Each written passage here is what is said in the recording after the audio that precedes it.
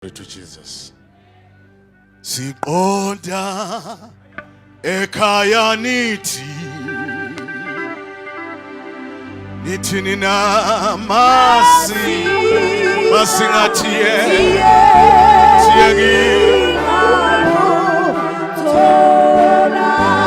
sikholwa lapha sikholwa lapha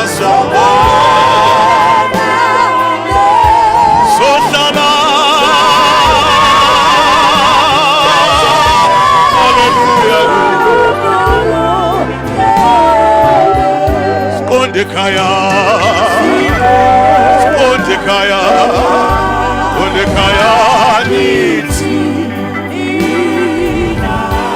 nina masingatiegi nasikholwa lapha sikholwa siyobona lena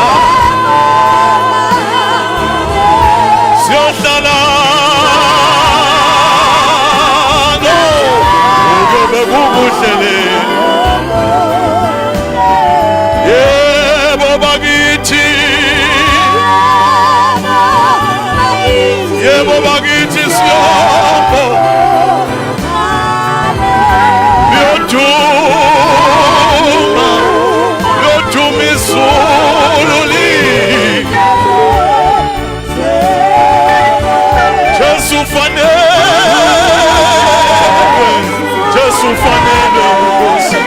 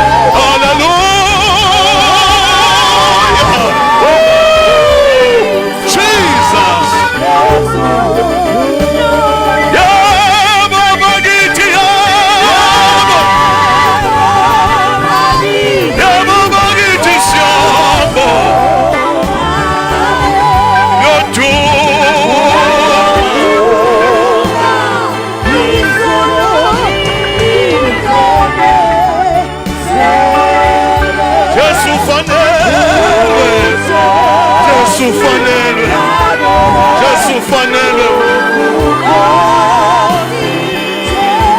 Hallelujah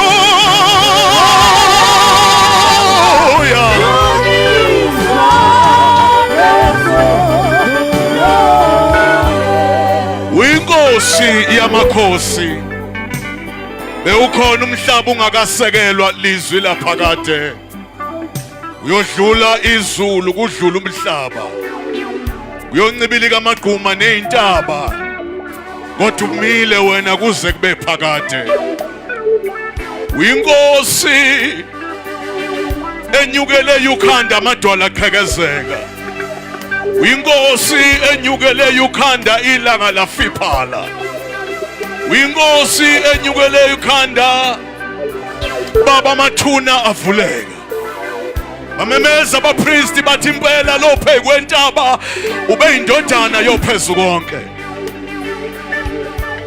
Winkosi yamandla iserafu nekerubima nezidalwa namalunga bezivele zimemeza kuwe zithi lufanele uzuko nodumo ngoba wena baba wahlatshwa wathenga ubuNkulunkulu ngegazi lakho Izizwe zonke zivela kuwe nemindeni yonke ibizwa ngawe Elakhi bandla abakha abantu wahazulwa ngenxa yabo washawa washiwa wadelelwa wawungemuhle kuba abantu babengakubheka emthini wehlazo abanye babesho khona ukuthi ulahliwe wena wawungenalo icala kodwa wasikwa imfesane engumangaliso, washiya amazulu ezemhlabeni, wanjengemvu phambi kwabagundi, kwaze kwaba sekufeni yebo kufa kwesiphambano. Amazulu akuphakamisa, akunikeza igama eliphezu kwamagama onke. Ngalo leli gama onke amadola ayaguqa abangaphansi komhlaba nasemhlabeni. Ayikho insindiso ngomunye, futhi alikho negama esinikezwe lona abantu abangasindiswa ngalo ngaphandle kwegama lakho Nkosi. Elakho izwi ithethe indaba, simamele. Khula nciphe mna, egameni lenkosi yethu Yesu, amen. Ashel moya ngcwele izandla. Singahlala, you may be seated. Singahlala phansi. Ngokusithoba okukhulu angithathe leli thuba ngiqale ngibingelele our host Sibalikhulu benomama, ngiyanibingelela egameni lenkosi. Indaba ezitha asikubingelele baba ngomsebenzi ongaka ovulele izulu kule ndawo. Ninomama siya nibingelela. Mfundisi uMakhaya Ndaba omkhulu mfowethu, Dikane, abafowethu bonke nengababonanga bakhona, obhuti nosisi, kwelihle igama lenkosi. Ake sithi amen esontweni.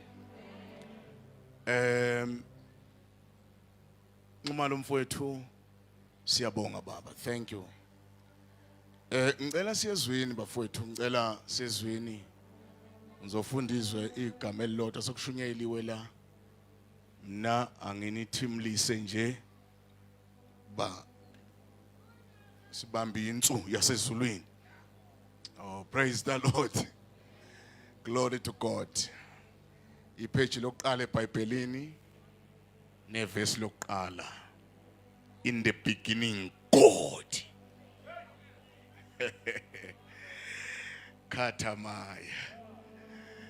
Yeah, in the beginning God. Yabona Sibalikhulu, niyathandaza uyazi ukuthi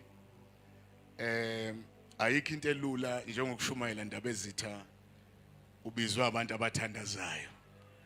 Uma Ndaba omkhulu bezothi nje in the beginning God, okunye kodwa in the beginning God. Akukho kunye God God. Now ngicela osifundelayo asifundeleke uverse 1. Sifundela mama only verse 1. Sikhulula abantu benkosi. Genesis chapter 1 verse 1 kufundeka kanje egameni likaJesu. Eqaleni uNkulunkulu wadala izulu nomhlaba. Eqaleni uNkulunkulu wadala. But angifuni indaba ezitha singayikhanyisi le yokuthi sithi eqaleni uNkulunkulu. Ngiyambona edala, but eqaleni uNkulunkulu. Ngiyabona edala futhi ayingene. My brother, kube ngathi nami ngiyavutha nje, usondele kube ngathi nami ngiyovuthayo. Eqaleni ngiyambona befundisi bami esedala, futhi nalapha ekudaleni ngizongena, kodwa khona into engisurprise kakhulu la mayisedala, kodwa eqaleni uNkulunkulu. Ngoba njengoba silapha nje ST sizothi nje eqaleni uNkulunkulu. Konke okunye kwavela sekuvela, kodwa eqaleni uNkulunkulu, futhi yena uyisiqalo, futhi yena uyisiphetho. Akukho okunye ngale kwakhe, futhi akukho okunye ngasemva kwakhe. Uvela ephakadeni uya kulo futhi iphakade. Usuka lapho ngekho khona isikhathi uya lapho isikhathi sesiphelile, ngoba uNkulunkulu yena. Amen. iBhayibheli lithi ekuqaleni uNkulunkulu, asizwe nangesedala. Ekuqaleni wadala amazulu nomhlaba. Funda mfowethu verse 1.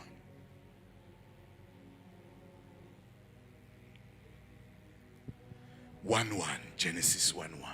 Ekuqaleni uNkulunkulu wadala izulu nomhlaba. Eqaleni uNkulunkulu wadala izulu nomhlaba. Bese kuthi uverse number 2, bese usixoxela indaba ezitha ngomhlaba. Usiyeke ngamazulu. Ngoba emazulwini bafowethu akakaze kube nomonakalo.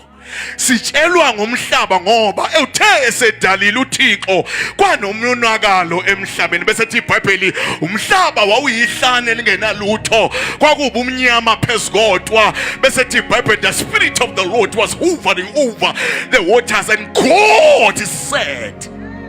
Ngamanye amazwi ngithi mina bafundisi bami ningangishayi but angikhulume le. Akakwazi uThixo nxumala ukudala into ibe shapeless and empty. uNkulunkulu makadala udala into perfect. Akadala into uhalf. Udala into perfect. Ngesikhathi edala izulu nomhlaba kwabe sekuphelele kuverse 1. Uverse 2 sinikwa yena ngoba kwaba nomonakalo olimaza uverse 1. Esethi iBhayibheli umhlaba oyihlane lingenalutho. In fact umhlaba wawu full of something shayidala. Kodwa ngokuwiswa kaLucifer khona izinto ezaba damage emhlabeni. Owalungisa kwaba umoya ingcwele ngoba umoya ingcwele every time when God ezosebenza kusuke kunomoya ingcwele phakathi. Nisekhona bazalwane. Number 1, ngesikhathi uMoses ebuya neBook of Genesis ngoba lencwadi ayiprofetwanga le. Ayiprofetwanga le ncwadi. Awungena my brother, ngena. Nginesikhathi esifishane nje, yabona nje. Ngizobe sengigqibile khona manje. Ngesikhathi iBook of Genesis ebuya noMoses ngoba ibhalwa uMoses. Uthi uMoses, uma ngifumene umusa kuwe asho Jehova, ngibonisa inkazimulo yakho. Usethi uThixo, mina nawe asidibane edwaleni. Ngikwenzela umusa. Kodwa nanti idwala lapha kimi. Ngamanye amazwi akhona amanye amadwala. But nanti lapha kimi. Awungenani Soweto, ngenani bazalwane, ngenani. Ngibambe neduze ngiyaqhubezela manje. Nanti idwala lapha kimi. Uzodibana nami edwaleni. Ngizokuthatha mawususa edwaleni. Ngiyokufaka emfantwini wedwala. Bese ngikubonisa inkazimulo yakho. Angizukukubonisa inkazimulo usedwaleni. Kodwa ngizokufaka emfantwini wedwala. Then bese ngubonisa inkazimulo yakho. Bese uThixo ngizodlula kulidwala engufake kulo Moses. iBhayibheli lithi uMoses ngaleso sikhathi wakhuphukela edwaleni wawayeka amanye amadwala waya kuleli uThixo akulo ngoba ayekhona amanye. Kodwa kwakunaleli uThixo ayekulo elaline crack. Lalivulekile leli uJehova ambizela kulo uMoses. Lithi iBhayibheli makafika uMoses edwaleni wambamba uThixo wamfaka emfantwini wedwala. Bese lithi iBhayibheli uThixo wazodlula ngenkazimulo yakhe. Wathi mayeza lithi iBhayibheli wathi ke before ngadlula emfantwini wedwala wasilula isandla sakhe wayiselemboza idwala wathi angifuni ubone ma front part ngoba akekho ke wabona ingaphambili lami waphila. Lithi iBhayibheli walemboza nangempela idwala uMoses isandla sika Jehova salikhava idwala. Lithi iBhayibheli uthema yeqeda ukudlula uThixo wayisiyalifulathela idwala. Wathi makaqeda ukulifulathela wasusa isandla sakhe. Lithi iBhayibheli uMoses wabuka umhlane kaNkulunkulu. Mayebuka umhlane kaNkulunkulu siba likhulu wazwakala uMoses ethi in the beginning God created heaven and earth. The earth was formless and empty, but the Spirit of the Lord was hovering over the surface. Nisekhona bazalwane, leya akubanga isambulo, akatholanga iprofeta, kodwa wathola ngesikhathi edlula emfantwini wedwala. uJehova wagumula ingemuva lakhe, wambonisa amahlombe akhe. uMoses wabuya neBook of Genesis. iBook of Genesis akakaza iprofeta kodwa wayibona isemahlombe kaJehova. Wabuya nento ethi nisekhona baza wabuya nento uMose esemfantwini wedala lithi iBhayibheli makaphuma waphuma ephethe izibhebhe zamatshe nenkazimulo kaJehova imembozile kodwa phakathi kwakho konke wayephethe the book of Genesis. Wathi mayehla uMoses wehle sekhavo iglory kodwa wake wehle phethe into yasezulwini kwasho ukuthi inkazimulo isele phezulu entabeni ngoba into kaJehova ihamba yodwa ihamba nenkazimulo yayo. Akodwa basekhona kodwa abantu eMidlands bafowethu ngicela ukushumayele mina ngithi into yasezulwini ayihambi yodwa ingakhulunywa undaba ephila enyameni kodwa ikhavwe inkazimulo yasezulwini ngoba into yasekhaya ikhavwe ekhaya. Shika badai mando shalaba riba yeke tabadai salabayila. Siphathi into bakithi kodwa leyo nto ayi-operate emhlabeni i-operate ezulwini. Imali ivulile kuyavuleka, imali ivalile ngisho singavula akuvuleki. Asukuhlala phansi, let me explain. Asukuhlala phansi ngichaza bese siyathandaza. Then uma uMoses eqeda ukubuya neGenesis athi uNkulunkulu umbonisa amahlombe akhe ngoba mayethi mfoka makhaya angifuni umuntu akekho umuntu oke wabona ama front part waphila kodwa wena ngizokuflathela ngikubonise ma backside. Befundisi angichazele ibandla alibazi abefundisi kwi front part. Let me repeat. Alikho ibandla noma ngabe lingakanani mfoka Nxumalo uma uleader ibandla alikwazi kwi front part but likwazi ngasemva. And akekho umuntu oke wangena estudio ndaba ezitha wafike washutha waflathela ikamera ngoba akekho ayithemba ngasemva. Bonke abantu bashutha estudio bavenze ifront part ngoba iyona oyithemba kangcono kunasemva. Abazalwane sibalidayo abashobe babazi ubuhle bethu ngoba ubuhle bethu bungaphambili and umbono noThixo akasibuki ngasemuva kodwa ubuka umfundisi ngaphambili. That is why izulu lima nabo ngishabazalo nesebethi kuphelile ngoba noma ungenza 99% kuba ngcwele obuhle baba kunqome ngeke bakunqome ngoba ubizwanga ibona namehlo abo awabuki la uJehova abuka khona. uNkulunkulu ubuka inceku yakhe ngaphambili nayo ibona uThixo nisekhona babukana ngokombono. Ngicela siphinde sehle. Then number 2 ngasephambili yiphakade la esiya khona amadlula kwabafile kodwa ingemuva yila sibuya khona. There is why umhlaba kwembulwa bayaza befundisa ukuthi incwadi kaMoses akuzona indala eBhayibhelini but zifakwe uGenesis ngoba lo baba wambulelwe into before kuqala usuku kulomhlaba. Zathathwa incwadi zakhe kwangathi ngezoqala zafihlwa incwadi zoJobe ngoba incwadi kaJobe zambula isitha indlela ahlasela ngayo indoda iphile emhlabeni. Yafihlwa lencwadi yaze yatholakala later ngoba yayiphethe amaqhinga kaSathane.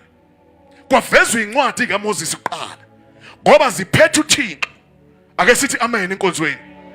Then iBhayibheli kalithi ke bafowethu Moses makaphuma la waphuma emfantwini wedwala 1 uphethe ibhebhe zamatshe uphethe into esibiza ngenkonzo ngena ke sithandazi uphethe inkonzo ezokhonza ibandla ngoba leli yabandla belingakhonzwa uMoses kodwa bese likhonzwa inkonzo. Abuye nayo ku 40 days and 40 nights wabuya nezibhebhe zinoThixo kwase kuthi yena wayithuka ekhavwe glory kodwa iglory engezile kuye eze entweni ayiphethe. Ngicela ukuphinda bazalwane, ngicela ukuphinda sesiyakhuleka. Into ephethe uMoses yayinenkazimulo. Inkazimulo yayiseyibhebheni zamatshe. Kwasho ukuthi lo phethe ibhebhe zamatshe wayithuka naye sekhazimula ngento ayiphethe. Wehlile nenkonzo yokuqala kodwa leya yayingenayo inkazimulo. Yaphihlika ebuka abantu bekhothama etholeni. uJehova wambiza wathi ozothatha enye. Kuleyo yesibili wayesehla ke uMoses esenenkazimulo. Lento yayizola ikhonza ibandla. Ngoba ibandla likaJehova likhonzwa yithina. Kodwa likhonzwa into yasezulwini. Ngibambeni bafowethu sesiyakhuleka. Umuke waba ngumzalwane osindisiwe. Waluza into eyinkonzo yebandla. Angeke ukwazi ukusurvive kulezi insuku. Kusurvive abantu abathe noma bethola ivangeli base bethola nenkonzo futhi again. Inkonzo kaMoya Oyingcwele. Lithi izwi lenkosi uma inkazimulo yokuqala eyehla iseyibhebheni zamatshe. Kangakanani inkonzo kaMoya Oyingcwele ngoba iyona ezokhazimula engezukuphela. Siphethe inkazimulo bafowethu. Izibhebhe zamatshe nezwi likaJehova liyehla likhavwe into yaphezulu. Sinamandla kaMoya Oyingcwele ngoba uma ungakawatholi athole before ikandla lihambe ngoba angeke usurvive ungakadibani naye. Akwaphinde lamagama ngoba sesiyathandaza. Into eyabuya noMoses ebuya neBook of Genesis wayesekhavwe inkazimulo kaThixo. Lithi iBhayibheli bathi abantwana bakwaIsrayeli asikwazi ukumbheka ngoba akabhekeki khona into emkhavile. Wayekhavwe inkazimulo yaphezulu. Sinento engakwazi ukukhulumeka eyinkazimulo kaphezulu futhi asiyikhuluma indaba ezitha sithi singabashumayeli inxumalo thine. Sithatha ibandla lashiwe khona ngobaba uBhengu. Silisa kwi-perfection. Ngoba akakwazi uJesu ukuzohlwitha ibandla. Alihlwithe lingaphelele. Kunezinto kufanele ukuthi zinezezelwe kithi. Number 1 is the Holy Spirit. Number 2 inkazimulo. Ngoba inkazimulo ke ifika ihlukanise ukuthi lo yikholwa. Lo umntwana kaNkulunkulu. Ngoba njengoba ngikhuluma nawe nje zibondiwe endlini yensindiso. Kodwa into ezokwenza sihluka kusinto esikhulumayo. Kodwa kuzoba inkazimulo kaJehova. Inkazimulo kaJehova ihlukanisa osendlini kaNkulunkulu nosendlini kaNkulunkulu. Inkazimulo kaJehova ifika kulabo abamukela amandla kaMoya Oyingcwele. Hayi ngoba bengcono kodwa ngenxa yokuthi bamukela isipho uMoya Oyingcwele. Mawumukela isipho uMoya Oyingcwele kuhlala inkazimulo kaJehova. Uma sikhuluma ngencazo yenkazimulo number 3 ineyincazo ezintathu. Number 1 isho the presence of the Lord. Isho ubukho benkosi ngoba uNkulunkulu akabi khona ngoba sirasile. Uba khona ngoba sibona inkazimulo yakhe.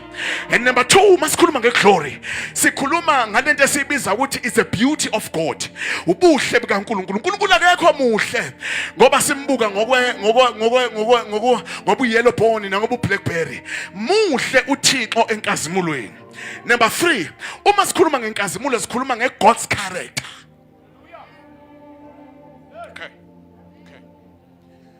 Uthi uMoses ngifuna ukubona inkazimulo usathi ngizodlula edwaleni. Uthi ngizodlulisa ubuhle bami. Ngoba inkazimulo iwubuhle bukaNkulunkulu. Angiphinde futhi inkazimulo ingubuhle bukaNkulunkulu. Ibandla kufanele silithathe manje njengoba beshumayela kanjena onxumalo sisuswa emanyaleni sizobekwa kuMoya Oyingcwele ukuze sikhavwe ngenkazimulo. Into eyabulala uEli akabulawanga ukuthi abafana bakhe bafile empini. Wabulawa ukuthi inkazimulo kaJehova izisuke sekuyimi pho. Okay, let me repeat. Ibandla lensuku zokugcina alazi ukuthi yini inkazimulo. Nina nazi ukuthi kufanele sigibele amabhasi siye kwindoda yaseAfrika ukuze siyothola into yaphezulu. Kanti into yaphezulu ayihanjelwa, ayigibelelwa amabhanoyi, ayigibelelwa amabhasi. Into yaphezulu ikhona ku sitting room yakho. Uma usumbethe amandla kaMoya Ingcwele. And uMoya Ingcwele mayisefikile unezinto zakhe kuyavela. uMoya Ingcwele nje mayisefikile akachazwa. Kubonakala kuvuka ikhathi zomthandazo. Bese thi iBhayibheli, the Holy Spirit is helping us to our weaknesses.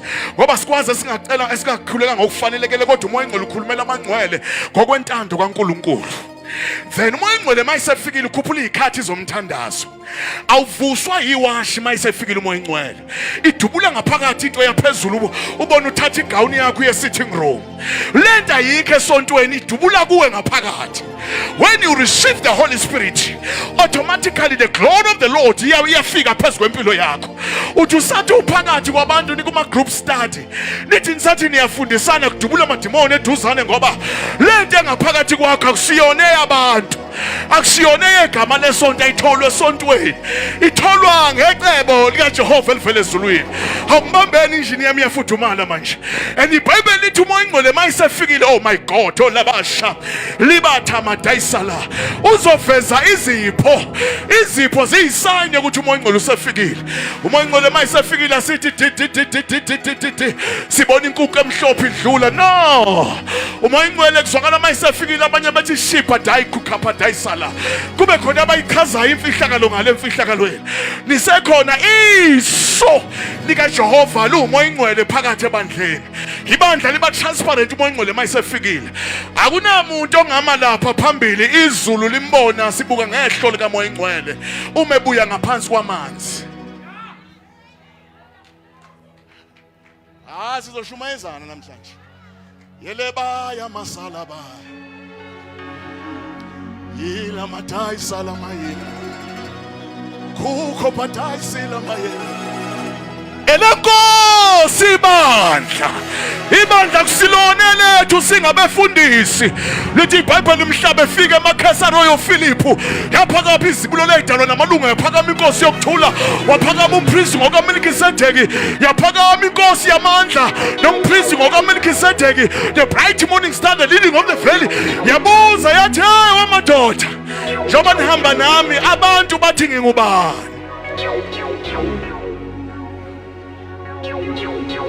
Njengoba ningilandela nje abantu bathi ngingubani? Baphawula abafundi bathi lalela baba, abanye bathi ngomunye wabaprofeti, abanye bathi kuvuka uJohane. Wayesethe nisho ke nina ke nithi ngingubani na? Yaphakama le ndoda uPeter yathi wena uyindodana kaJehova ophilayo. Wathi uJesu lalela ke Peter, lokho akuvele enyameni yakho nasemqondweni wakho, wambulelwa ubaba osezulwini. Nami ke ngithi kuwe, upon that rock I will build my church, the gate of hell.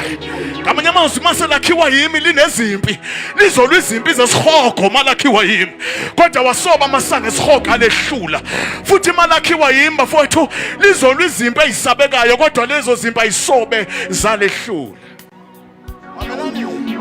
Mamelani ke bazalwane, uma ibandla selakhiwa uMoya Ingcwele elakho uJesu ngoMoya Ingcwele, kunezinto ezivukayo indaba ezitha.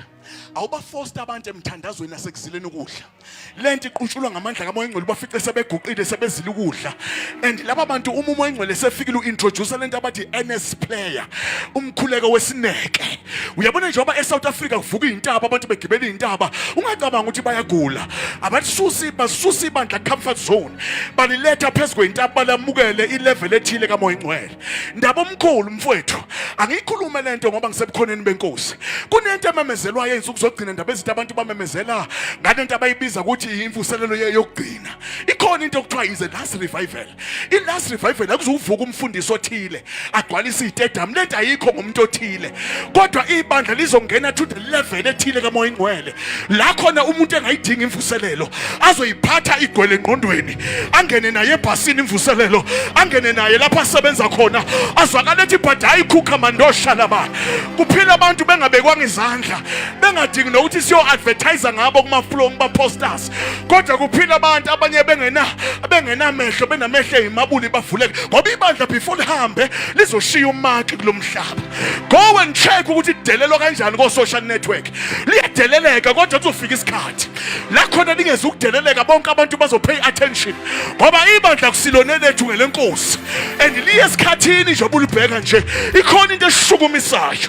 Lalela thina bengisuku uzogcina sakubheka nokuthi ukhonzaphi asidingi nokwazi igama lakho lesonto lakho kukhona into nje siyifila lapha ngaphakathi mawuqala nje uthi ubayethe bese kuba nento egquma lapha kimi ngaphakathi eshoyo ukuthi owakwethu lo noma engakayichazi isonto lapha buya khona kodwa ngowakwethu lo ngoba khona into egquma kimi nento egquma kuye woshaba makha.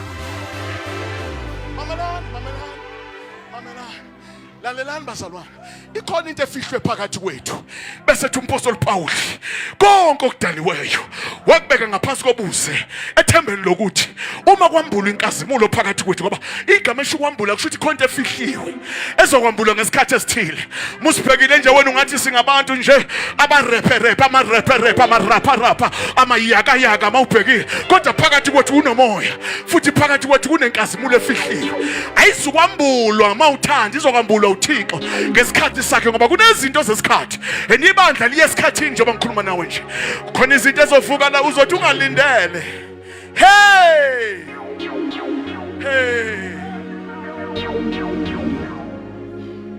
number 1 kukhona abantu abazovuka ngoba ibandla alikwazi ukuthi livuke selihamba nomoya ingcwele nenkazimulo bese kungabi bikho into evuka phakathi kwethu. 1 kuzovuka isikhathi somthandazo.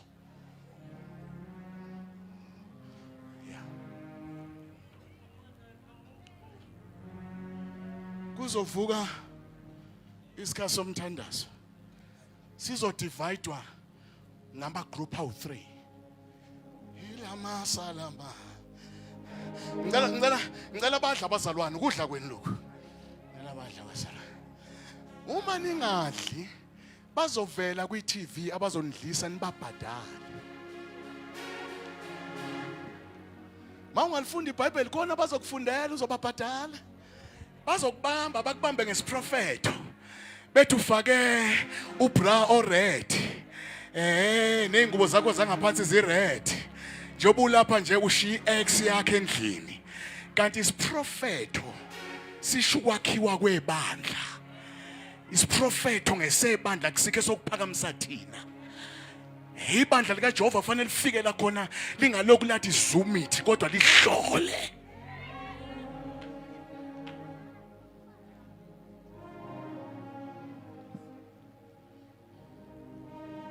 Kufanele kuvuke Nxumalo nazi lama department awu 3 abantu abathandazayo. Angikhulumi mina ngoDeacon Tom, ngikhuluma abantu abathandazayo. Ngoba umoya engcwele mayisefikile uvusa izinja zomthandazo. Lalela, angikhulumi ngalabo abajwayele mina abahlangana emzini womuntu beyokhuluma amagama abantu. Ngikhuluma ngabantu bomkhuleko. Igroup yokuqala mfoka amakhaya yile enjengo Anna no Simeon elithi iBhayibheli babe khonza uThixo be inside the temple. Ngoba emabandleni ungacabanga ukuthi ushintshe ibandla ngoba kubheda umfundisi. Ushintshe ibandla ngoba zingekho insika. Alikaze ibandla layekwa ngoba libheda. Kusukela kwalokuqala laseJerusalem elaqala labusiswa kwake kwabangwa iminikelo nje. Kodwa bekho abaduba. Kunalokho kwakhuphuka abapostoli bahlala emphemeni kaSolomoni. Base bethi asikhethe amadoda phansi ezantsi azohlala ematafuleni axoxe izindaba zabafelokazi baseJerusalem. Nayi department yokuqala okufanele ivuka umoya engcwele mayisefikile nenkazimulo kaJehova iphakathi.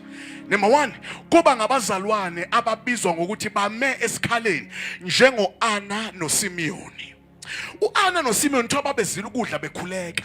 Babethi mabekhuleka indaba ezithi abakhuleke bebheke eminyango. Mabekhuleka Nxumalo bakhuleke bebheke eminyango ngoba ayikho inceke ezosurvive ingenabo laba bantu kulezi insuku zokugcina. ngisho ungashumayela i-revelation to revelation ungene edingweni zabantu, isitha siyabhodla njengebhubesi. Nampa abantu abavale ekhaleni oshababa, ufika inceke isihamba ishayela phezulu engathi izinto ihamba kahle, kanti khona abantu abahleze emfihlakalweni. Nanti lolu hlobo lokuqala olinjengo-Ana noSimeon, lithi iBhayibheli bathi besakhuleka, hele boshaba bakhethe madayisa la, babethi bengena abantu emnyango, wazwakale phakama indoda endala uSimeoni, wathi noma sengafa namhlanje ngibona inkazimulo kaJehova ingene emnyango. Bapha abantu abazobona izinto ezingene emabandleni emnyango. Nina umuntu nimbone esedivide ibandla ukuthi lo muntu ubeyisigebengu, animbone ngene emnyango nimbone esedivide ibandla epaka imonto enkulu lapha kanti uyaqanda qa. Ucabanga ukuthi ibandla likaJehova li-operate njengebhizinisi kanti yey eyasezulwini lento. Thina size sibaphe ihlalo, sibamake ngemonto enkulu nangemnikelo yabo, kanti khona uhlobo kufuze livuke libona abazalwayo bengena emnyango. Lithi iBhayibheli wathi engena uJesu kungakachazwa, engena emnyango waphakama uSimon wathi 90 besiyikhulekela. Laba ke banjengama midwives, ababelethisi bebandla, ukuthi umfundisi maye hambe ekhulelwe into ezinkulu kube yibona abambelethisayo. Asingabelethiswa ngabantu bezimali ezinkulu nezivilophe ezinkulu ngoba bayasibulala. Sithi ngabantu abathi noma bengenayo imali kodwa bakubelethise nicely, basho khona bethi umfundisi push, noma uyizwe ipain umfundisi athi push baba, bese beyabeletha. Bakhona laba bantu abanye bakhona indaba esithala asikwazi ukuhlupheka sizinceku kaJehova. Lithi iBhayibheli umuntu akahambe ngobiza uJehova ambize ngalo. Phuma kuyileni yabantu, phuma uzozugcwala indaba, hlala kuyileni yakho nje, uzile ukudla uhlale lapha kuyileni yakho nje, ulokhu umncenga nje uThixo uthi baba nanti ibandla lakho, nansi inceku yakho baba Jehova. Futhi laba nxumalo, laba mbulase, laba bathandaza befakwe iveyili.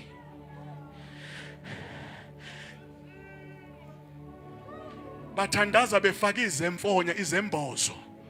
Abakwazi ukubona ubuthaka bukamfundisi, ababazi. Futhi noma ungamxoxela uthi uphuma nje avela khohlwa, ngoba bamkhulekela, ababazi nje, abazi lutho laba. Ungadlali ngabo, ungazuthi bathwalelwe, ubathwalela, akabathwalele. Iposition yabo ukuthi awuyazi wena. Abazi lutho, futhi noma ungabaxoxela banendaba naleyo nto, into abayazi ukuthi siyofika ezulwini simkhulekele. Lolu hlobo ke ilolu hlobo olukwazi ukujika luthi malithandaza libona into kaThixo ingene emnyango, bese beya celebrate bethu uJehova, bese bethi mfundisi congratulations, uzale uhlobo oluhlukile this year. Siyababona laba bazalwa bekhafuna iChappies, kodwa laba bathe bezalwa buka beze neCalvary, buka bebeshisa iminqwambo yezangoma. Uzale uhlobo oluzosheka umhlaba. Umama mayeqeda ukubeletha, ubeletha ngazi noma umfana noma intombazane, bese ziza lezi, ziza sezizothi pastor congratulations, it's a baby boy. Let us celebrate baba. Sizele uhlobo oluzosheka umhlaba, sizele izinto ezizovusa izinto ezingeze abakhona emzimbeni kaKristu. Lolu hlobo abavuke before uJesu abuye. Uma bevuka bavuswa ukuthi bavuswa yimi, kodwa bavuswa ukuthi umoya ongcwele usekhona phakathi kwethu.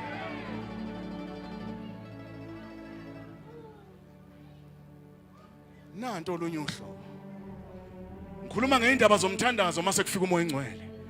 Laba yilaba abahlala phezu kwentaba iSiyoni, intaba kaDavide. Laba yilaba abanehlo elinjenge microscope, abakwazi ukulunguza ukuthi kwenziwani phansi kwamanzi, asiwadinga ama-devil worshipper lokhu siwakhulumise ebandleni akhulume sasiginqa imoto sasenzani sasithakatha salungile mawuthakatha phenduka umukela umoya ingcwele asizukuzwa ubuthakathi bakhe akusathakathwa la sesiyakhonza la hlale udliwe izwi mawuqeda ukudeliverishwa hlala phansi join ibandla ube yimember ye-local church and then emva kwalokho sikubhabhadise sikufake emanzini amaningi sikunikeze umoya ingcwele ngoba awukwazi kulokhu wasixoxela ngey'nto zakwasathane ngoba la akusesikho kwasathane la.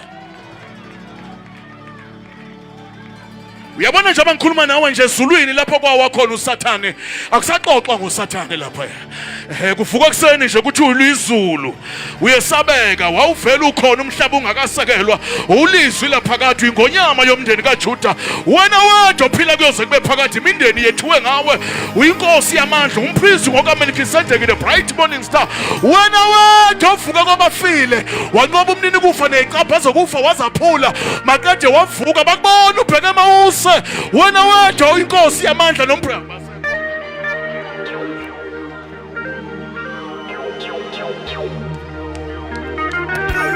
uyedwa umuntu ombula ngoNkulunkulu ize umuntu umoya oyingcwele hey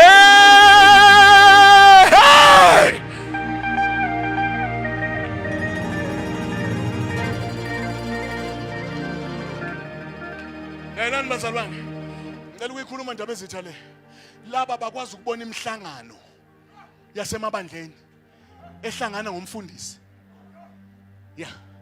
bephuza amatiye bababone la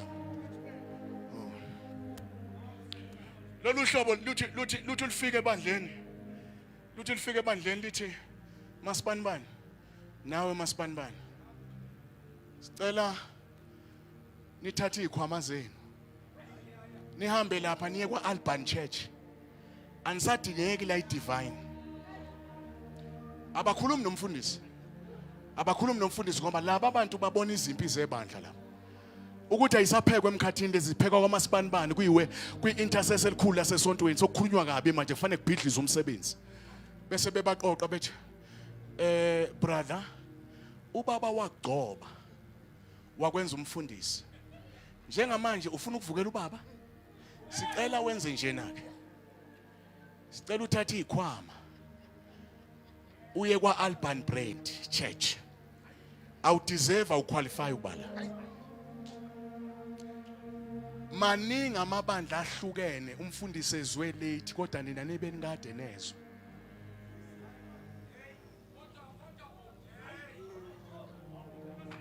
ngizoyiphinda ngoba kusiyi mistake lithi lifi ibandla kube khona lo kube bazi kudala abanye bethi yekelani lento asithi yekelani masithandaza sithi sicela usihambele umfundisi uthe ebuza after 7 months athi umfundisi wayaphi umambani bese bethi hayi khuleka baba sayilungisa sabona ukuthi uma umemezela la na uyamemezela ku WhatsApp sase sithi ayakahamba elapha azofika ashare khona isikhundla lomfundisi wakhona hayi la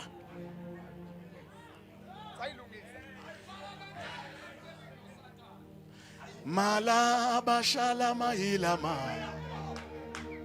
khuka ibandla ngelenkosi akusilela abefundisi ibandla ngelenkosi akusilonela abefundisi ibandla ngelenkosi akusilela abefundisi uyedwa wachithekelwa igazi uyedwa wayizuyipikili uyedwa wagwaza ohlangothini uyedwa wakhafulelwa ngamathe uyedwa walahlwa uyedwa rejectwa is only Jesus King my Savior. For the sake of the body of Christ sicela uphume uyakholwa impela kodwa sicela uyofuna amadlela ahlaza layelani ke bazalwane mayelani awuthi ungibambe mfowethu uthi noma wena bambe yazi khona into uLucifer esimbiza ngoSathane akaxoshwanga uNkulunkulu ezulwini waxoshwa uMichael ubrother wakhe brother balingana bakhandwa kanye iranking eyodwa bayafana zingilosi kodwa bamxosha bathi lalela-ke uyabona nje ubusuyilahlile indumiso la ekhaya sicela ushiye inkazimulo yala ekhaya bese wehla uya lapho obhilonga khona ngoba usabhilongi la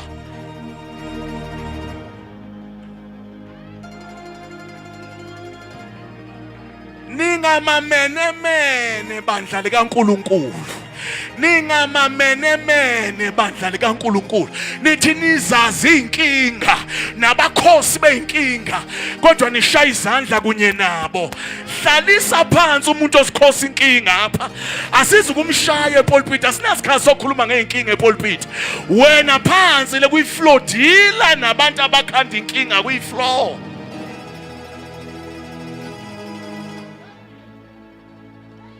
Igama, listen church, listen. Igama elithi Mikael lisho ukuthi ngubani onjengoNkulunkulu. Wavela ukuphakama uMikael ehlulwa igama wathi ubrother wampela bezizwana. Kodwa sicela ukuthi usihambele ngoba asesisi isikhathi sokuba singalokho sibukana nawe la. Buyanike. Nansi le group sesiyathandaza. I-group yama spiritual warfare. Ibandla lingenabo abantu abavuka ngo12 ngisho lingalihle kanjani noma lingalihle kanjani libe nezithombe zabefundisi libe nezithombe yonke into ngaphansi nangaphezulu kodwa angeke lisurvive lingenabo abantu abakhuza impi ezohlasela ibandla. Siyabadinga laba abantu emabandleni laba abavuka phakathi kobusuku ababazi ukubala izinkanyezi phakathi kobusuku.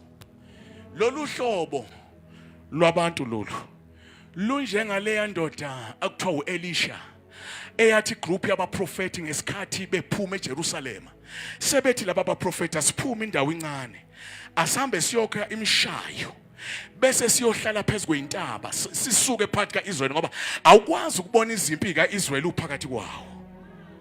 Bahamba bafike bakha phezulu kwentaba bahlala khona bese ithi iBhayibheli inkosi yama-Arabs yathi mayilele yathi isesembhedeni ngizovuka kusasa ngiqoqe impi yami ngiyohlasela uIsrael ngoba sengiyamazi la afika hamba khathale khona.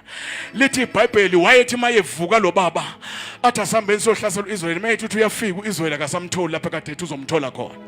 Wabuya waqoqa igroup yakhe wathi bafowethu ubani ola phakathi kwethu othe sethola iqiniso lokuthi siyohlasela uIsrael maqedane masifika lapha koIsrael singamtholi lapha khona uIsrael. Athi amadoda lalela baba kunamuntu osuka la oyispy kunomuntu ohleli phezulu kwentaba okuthiwa uElisha uhamba le group yabaprofeti abekho phakathi kaIsrael bakwazi ukubamba imicabango yakhe usalele embhedeni. Bapha abantu abazobona itulo lisafakwa lihlanganiswa phansi esigodlweni samanzi naseIndia naphezulu kwemikhathi naphezulu kwakho konke okaSathane bese bethi bandla zileni ukudla for 40 days asidlele 30 days 21 days 7 days ngoba kunempe enkulu ezayo. Namhlanje sibona impi sisihlakazile ngoba bekho abantu abalaba.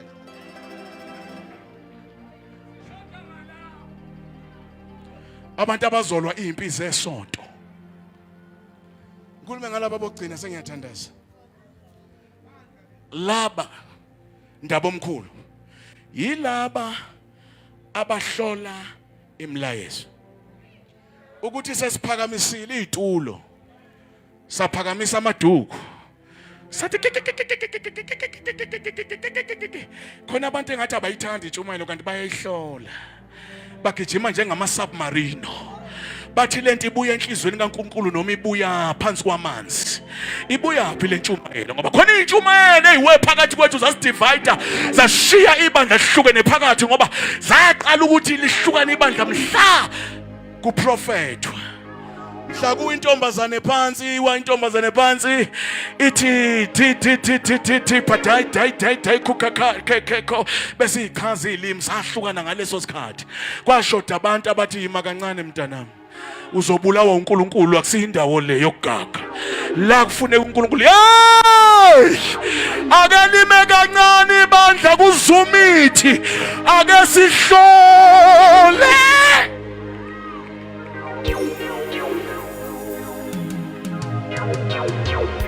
Before sibambe ibeletho uthi uyasiza ubuyaphi lo moya yokusibamba ibeletho ngoba kahle kahle mawuthi uyabheka kumele ihlolwe lento ngoba akunanto ezofanele ingene endlini kaThixo amaphoyisa ebandla. Ngabazitha sikhuluma lento mfowethu lithi iBhayibheli kwakunensizwa eyasinda empini mhla umphongolo kaJehova usubalekile. Abantu ababuya beza bazohlala eJerusalem ababuya beze egeyithini noEli wazobeka isitulo egeyithini kuthiwa kwaba nendoda eyayilokhu idilike phezulu kwentaba ilokhu ithe nje kwaba nokulwa baphuma abafazi eJerusalem bathi abayeni bethu baphume baye empini, babuya bezolalela lo muntu ozokhuluma ulethe umlayezo, babuya bazoyihlola imessage ukuthi iphethe umlayezo omune. Kuthiwa le ndoda ilokhu idabula ingubo zayo, ilokhu ithe kwaba nokulwa yaze yazofika egedeni. Yathi mayifika yafika nomlayezo owabelethisa, awubafowethu ngibambene, yafika nomlayezo obelethisa umfazi kaPhinias. Ikabhodi bazaliswa umlayezo. Khona imlayezo yama-abortion emabandleni, khona imlayezo yaselebhawodi, kube khona imlayezo ezobulala abadala, kube khona imlayezo ezozala abantu. Hayi kodwa abasekhona abangcwele ngoba yonke into iyahlolwa.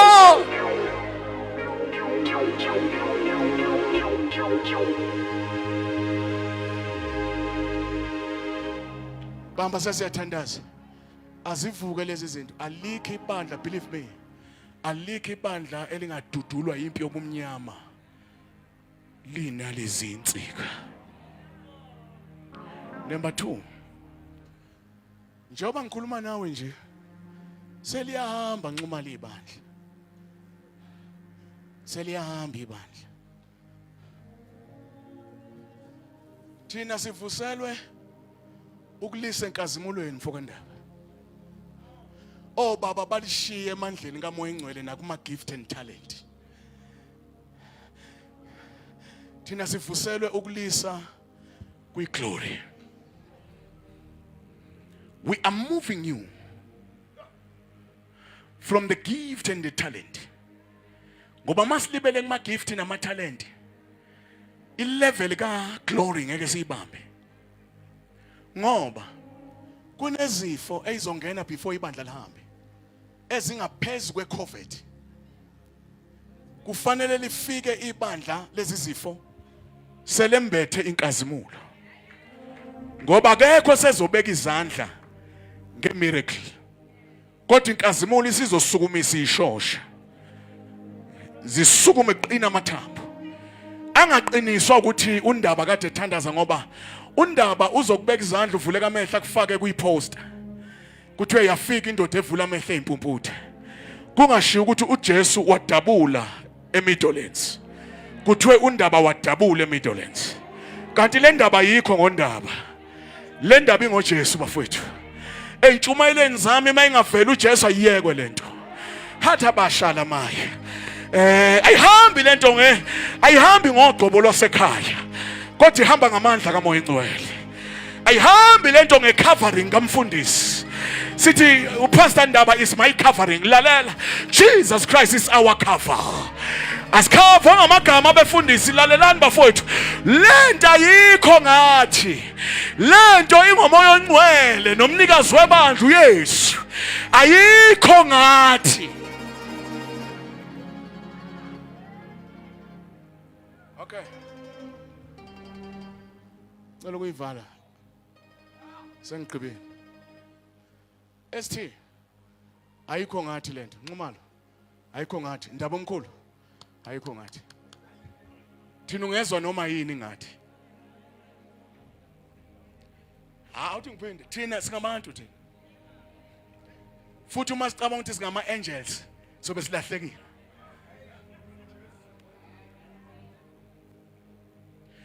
Unganiphindela neMidlands? Hayi, angiphaparazanga. Singabantu. Singabantu. Yabona njengoba ngifakele eSuthu, onke amadoda ngayifaka akhulume njengami futhi. Singabantu. Asiwona ama-angels. Yingakho nathi singabefundisi, we need the repentance. Ukuthi ungupastor uyayidinga impenduko, phenduka, repenting. Because umnyango wempenduko uvulelwe bonke abantu. Since singeswa ama-angels, siyayidinga repentance. Futhi uNkulunkulu uyakwazi ukusibonisa ukuthi ibandla kusile lakho ngelika Moya Engcwele. Asenze nje sesiyathandaza. Ayikho ngathi. Ngisho sesifakaza, asithi ngogcobo likaMfundisi, sithi ngokudibana noYesu, ngoba unendodana unobufakazi. Hayo negama likaPastor unobufakazi, onendodana unobufakazi ukuthi abasekhona yini abantu eMidlands. Yesu lento. Jesu lento ayinalo ngogcobola la ekhaya. Noma ugcobola la ekhaya ungaba namandla angakanani liyophelelwa ngamandla kodwa uJesu uyohlala emini.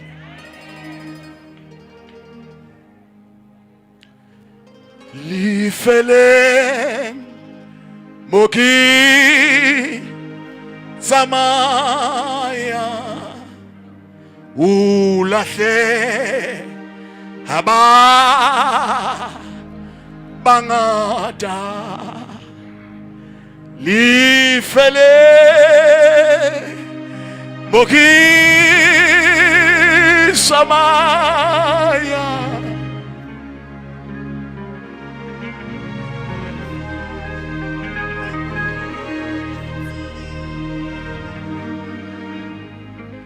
Impana yang sama Yesu imungansila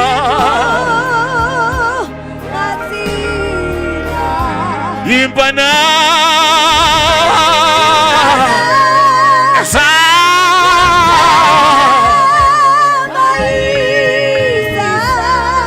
Jésus, mungansila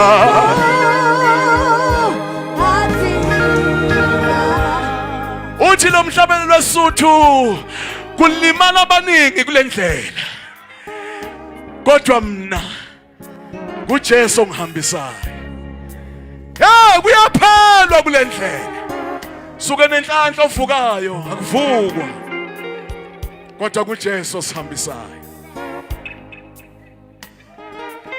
Impana yesa mais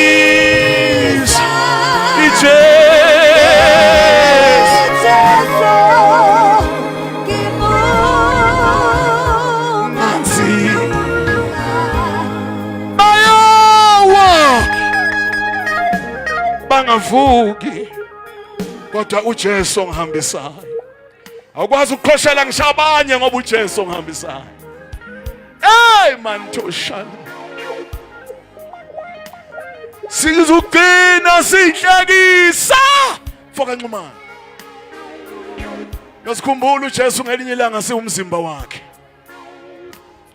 sibheke kuyo imvuselelo yeinsuku zokugcina akekho sovuka hlanganisa abantu estadium kodwa umoya engcwele ngoba uphephetha lapha athanda khona nothi nisahlangene kwena endlini kungekho nomfundisi niwasha izitsha nithi nisathi nje niyahlabelela kuzwakala omunye ethi pha pha pha pha pha pha pha omunye umbona zifa esandleni sitshe guqa ngamadolo ethi baba nguwe izolo nguwe namhlanje nguwe naphakade wena wadala amazulu nomhlaba wena wendlala izulu njengendwangu wamisa umhlaba phezu kwensika wena oshintsha amafu wenza amazolo wena owabamba ubumba amaqedela wakhuluma wena owabeka imbeleko olwandle isigayigayi othi noma ngabe liyakhupha kodwa ledlula ihlabathi wena wedwa memeza kwabafileyo bavuke wena wedwa ongena endaweni yabafile maqedwe wavuka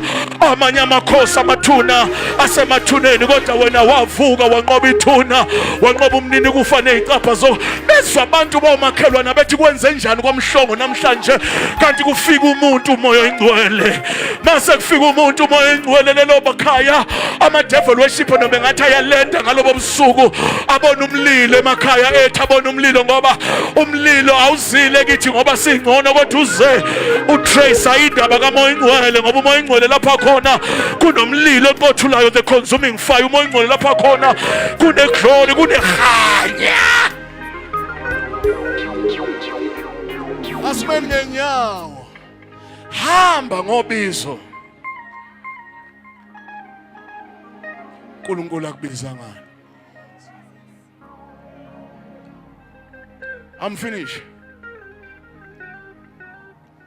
Moya Ngcwele kasibambe ngalezi zinto ezimbili before ibandla libuye khunjulwa ngomoya ngcwele Ngiyabona sikhunjulwa ngeimonto ezinhle Ngiyabona sikhunjulwa ngabafazi abahle.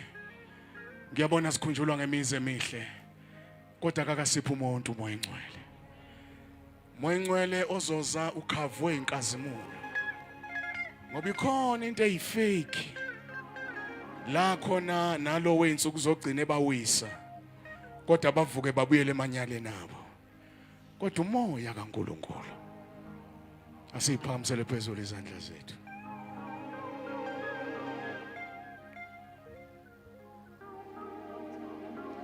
Ngifuna ukuthandaza. Ngicela ukuthandaza.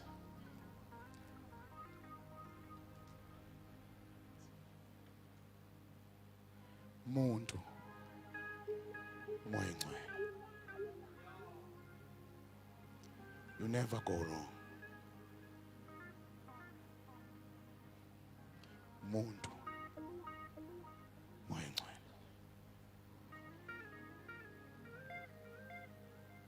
Ayibuyele into kaNkulunkulu yasezulwini phakathi kwethu. Kuphi ukuvuka kwabafile? Kuphi ukuvuleka kwamehlo empumputhe? Kuphi ukusukuma kwabantu kuba wheelchair? Namhlanje bayathengwa kuba bazosukuma ngoba izulu malisavalile. Sho singachitha imali emhlabeni ngeke kwenzeke. Up until izulu livule emazulwini. Siphamisele izandla zethu silibandla lensuku zokugcina. Sikhumbule moya engcwele. Sikhumbule moya engcwele. Sikhumbule. Namhlanje silwa sodwa singabefundisi. Ngoba kune crisis. Sicabanga ukuthi lento ngeyethu kanti kamoya engcwele. Holy Spirit help us. Cela ukuthandaza enjikalanga. Moya engcwele help us. Help us. Help us kusukela kithi singabefundisi phezulu downward. Help us. Help us. Help us, my Savior. Help us, my Savior. Sivele. Siyinhlekise embuso nobumnyama. Sizwele baba. Sizwele baba. Sizwele. Ake silulile phezulu, sizwele moya engcwele. Sizwele baba. Sizwele, woza ndaba ezitha, sizwele. Sizwele. Woza ndaba ezitha, sizwele. Sizwele. Sizwele. Sizwele. Sizwele. Sizwele. Siyalila. Siyalila. Siyalila. Siyalila. Kusukela kithi phezulu kwehle kuyofika phansi. Help us. Siyahlangana kulamalanga size sahlukane singamzwanga moya engcwele. Hlungu lento ephakathi kwethu siyahlangana size sihlukane singamzwanga moya engcwele. Siphamisele phezulu izandla zakho ngiyadilika ngiyahamba manje phakathi kwenu. Sizwele moya engcwele. Nangumuntu umoya ohalalela. Umuntu moya engcwele. Umnikazi webandla lo. Thisha webandla lo, our comforter. Uyena osinika amandla mhla amandla yethile. Uyena sizwela senze sihambe singazweli lutho. Uyena ohlanganisa ilunga nelunga, ahlanganisa ithambo nethambo, ahlanganisa umzalwane nomzalwane, asifundisa intethelelo, asifundisa ukuzwana, asifundisa ukwamukelana. Uyena osinikeza ukuhlakanipha nosikhulisayo endleleni. Umuntu umoya engcwele. Awubafowethu ngicela ukudeda kunikeza indaba ezitha ngikhuluma ngomuntu umoya engcwele. Uyena abafowethu simintroduceayo kulezi insuku ukuze niyodibana naye. Ngeke uyibone inkosi without Holy Spirit.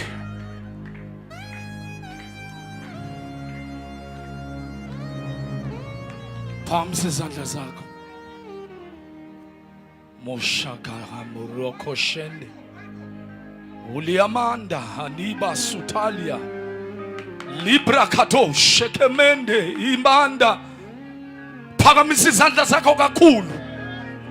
Vula inhliziyo yakho uthi moya ingcwele pass me not. Here I am before you. Clothe me moya ingcwele. Ushakele mahanduria kasulia. Fuliamende iliamande lilandilia. Ililia manduria kasia. Ili pandilia kombaria katalia. Ili efendilia paria kosaya. Ili andalia basutalia. Udapalia sia. Ile mendelia Ulia mandalia badaya salia. Ili abaya. Likapaya saya. Upainilia Ilia Ikapaya sia. Ilia manda. Holy Spirit, moyo ingwele, we love you, we adore you, we love you, we adore you. Moya kakulungula pilayo, the Paraclete Spirit, the advocate, our teacher, our intercessor, our helper. We love you, we love you, we love you, we love you, we love you. Shakata plaka sotaya. Sikapaya kosaya tayamaya. Lebaha sotolia. Ilia paya silia. Rodoboko sataliama. Lebaya daria baba. Yelamandalia baba. Rapaya saya. Repelia hasulia. Ilia paya silia. Ilia mandarika suma.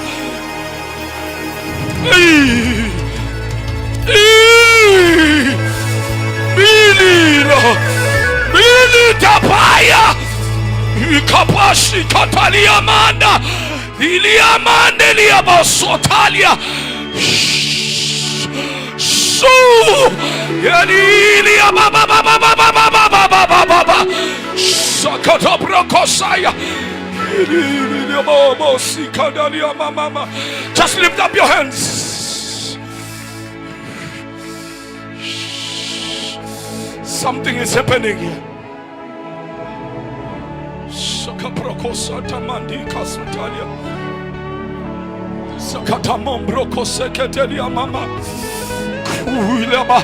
Good enough.